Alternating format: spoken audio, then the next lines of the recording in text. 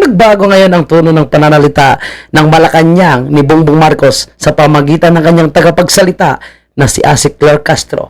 Dahil ngayon sinasabi nila na wala daw pong pagpurso para sa impeachment ni Vice President Sara itong si Bongbong Marcos. Alam naman natin mga kababayan, kaya gusto nilang manalo ang kanilang mga senador dahil malamang dahil gusto nila mas lamang sila sa mangyaring proseso ng impeachment ni Vice President Sara sa Senado. Mga kababayan, nakabinbin po ngayon ang impeachment ni Vice President Sara sa Senado.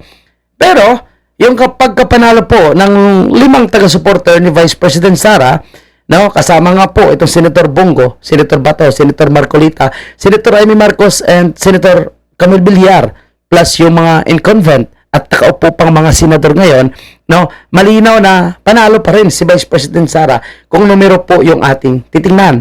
Ito kaya ang pinakarason, mga kababayan, kung bakit nagbago ngayon, no, ang tono ng pananalita nitong si Claire Castro. Alam niyo mga kababayan natin, no, kung hindi pa siguro nagkaroon, no, ng dayaan sa nangyaring eleksyon, magic or mero-mero, malamang nakapasok po yung mga matatapang may isog na mga senador po natin, baka si Bongbong Marcos po yung ma-impeach.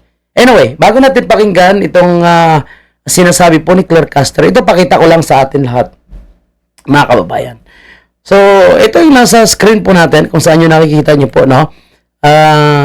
Credit lang sa gumawa nito, pero halos almost perfect and pareho po, no, nung ating tinitingnan mga numero pagdating po sa impeachment. So, yung magiging pro-impeachment, base po dito sa nakalagay, ito lang, no?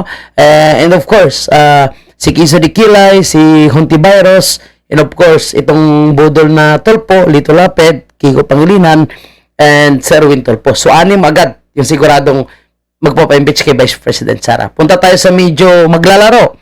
Gatchalian, no? Ligarda, and of course, Villanueva, and Soto, Lacson, and Bamakino. Bakit po si Bamakino ay posibleng magpabalimbing o hindi pipirma sa impeachment? Tandaan natin mga kababayan, isa po sa naghatak or nagpapanalo dito po kay Bamakino ay ang Iglesia ni Cristo. At posible isa po sa kanilang pinagkasunduan kung bakit siya inendorso ay hindi po pipirma sa impeachment kung sakali siya ay mananalo. Dahil ang stand po ng Iglesia ni Cristo is no for impeachment of Vice President Sara Duterte. And malinaw na mayroon na agad, no, na dosing senators na 100%, no, ay hindi pipirma sa impeachment ni Vice President Sara. Pinangunahan dyan sa mga listahan, of course, no, is Senator Bongo, Senator Bato de la Rosa, Senator Robin Padilla, no, Amy Marcos, Camille Villar, and of course Congressman Marcolita, 6. At ang nakaupo ngayon, ang magkapatid, si Jinggoy and si JB, 2 Cayetano, no, 1 Villar at 1 Subere. So lahat sila ngayon dyan ay sigurado, no, anti-impeachment yan for Vice President Sara. Kaya hindi kaya mga kababayan natin, ito ang pinakadahilan kung bakit ngayon nagpalabas po ng ganitong klaseng statement ang Malacanang. Wala pong anumang balita tungkol sa pagpursu ng Pangulo sa impeachment. Mukhang natatay si Auntie Claire, no? Or sa impeachment trial ni VP Sara. So yan po ay ating tinututulan at pinasisinungalingan po. Wala pong sinasabing anumang pagkumpiyansa na para mapatalsik o matanggal sa pwesto ang Vice Presidente. So wala daw pong kumpiyansa, no, na para matanggal or pagpulso para matanggal po or ma-impeach itong ating Vice President. Mukhang bumait ngayon itong si Claire Castro. Paano yan? Paano ngayon ang ambisyon ni Mr. Tambaloslos na gusto niyo po ipa-impeach ang ating Vice President? Tandaan niyo po, minamadali po nila yan, no? Para ma-impeach sila ang ating Vice Presidente. So, wala nga 12 hours na kaya likom po sila ng 240 signatures, no, for impeachment of Vice President Sara. At sinasabi nila, no, na humusga na ang House of Representatives base po sa di umano yung mga article of impeachment na ginawa nila laban kay Vice President Sara. And nakatikim po sila ng hagupit, ha. Marami po ang hindi nanalo na mga senators and marami pong mga congressman, no, party list ang hindi nakapasok dahil po, no, sa hagupit ng ginawang pangampanya rin po ni Vice President Sara.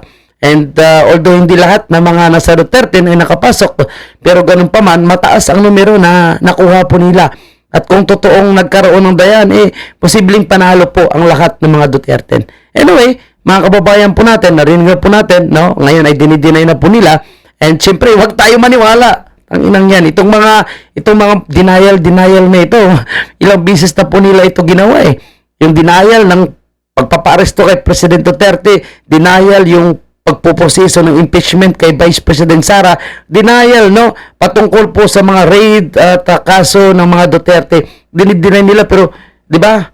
Minsan, no, ginagawa nila yung kay Pastor Kibuloy. May mga denial po yan na sinabi yung mga nasa Malacanang. Pero after all, ginawa nila yung President Duterte, no? Pinadala nila sa mga sa dahig, sa Isidoco, sa mga naglalaway na dayuhan at pinahusgahan yung ating dating presidente na wala namang ginawang masama. Until now, actually, wala pa po sila nakukolekta na mga 30,000 na mga namatay daw, no?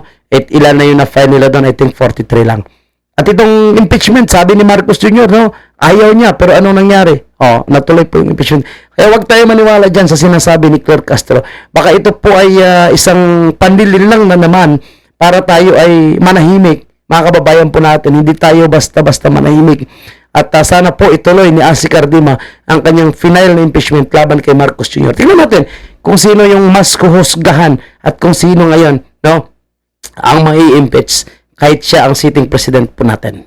Mabuhay po kayong lahat. At of course, sa mga senador po na maninindigan para sa tama, salamat po at mabuhay po kayong lahat. Asahan niyo po yung suporta ng mga maisog na mga Pilipino. Thank you and God bless, mga kababayan.